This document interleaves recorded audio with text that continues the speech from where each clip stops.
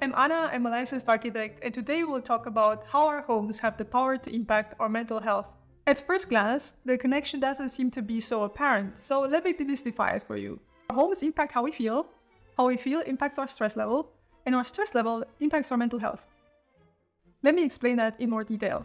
Think how you feel when you walk into a room with large windows, a tall ceiling, with a lot of natural light, maybe a view towards a garden, versus how you feel walking into a small space with no windows, no views, maybe with a harsh fluorescent light.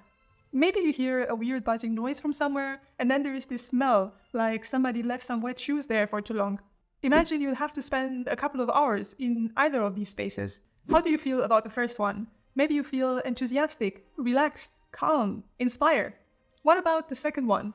Do you feel uncomfortable, annoyed, repulsed by the smell, scared perhaps to spend a prolonged amount of time in what looks like a closet?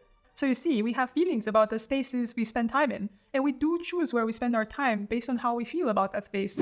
Now, how do the emotions we feel in a space impact our stress levels? Spending one time in a closet-like space, even if it is uncomfortable, might not cause traumatic damage for most people, but imagine that it is your home, or your home is a version of that, the small, poorly lit space with a weird noise and a funny smell. And then you went to work in something that doesn't look much different than a closet, like a cubicle. And your entire time would be spent between the closet and the cubicle. Do you think you would start to feel stressed at some point? And maybe your home is not this extreme, but we all have seen spaces that have raised our stress levels. Let me give you some examples.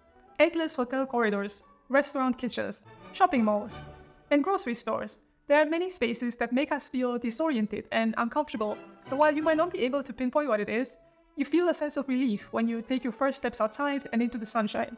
Okay, so we understand that our homes can make us feel something, and prolonged and repeated negative feelings can increase our levels of stress. Now, how do we get to mental health? Full disclaimer here, I'm not a doctor, I'm just an architect. But I love reading about environmental psychology. I'm curious about understanding how our built environment makes people feel. For example, if you were a chocolate manufacturer, wouldn't you want to know which chocolate people like the best? So do I. I'm interested in understanding what type of design makes people the happiest, because that would make me a better designer. And while there are no studies linking space design with severe mental illness, there are plenty of studies linking space design with levels of depression and an overall sense of well-being, or lack thereof.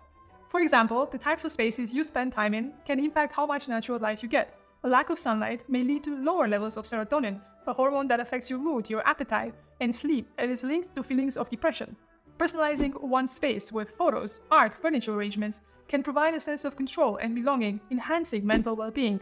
But plenty of rental homes limit the scope of personalization by not allowing renters to paint the walls or hang paintings on the wall, impacting their feelings of control and belonging. Finally, biophilic design, which incorporates natural materials, plants, and views to nature, has been found to reduce stress, improve cognitive function, and enhance mood. Studies have shown that even pictures of nature or sounds of nature can have a positive effect on mental health.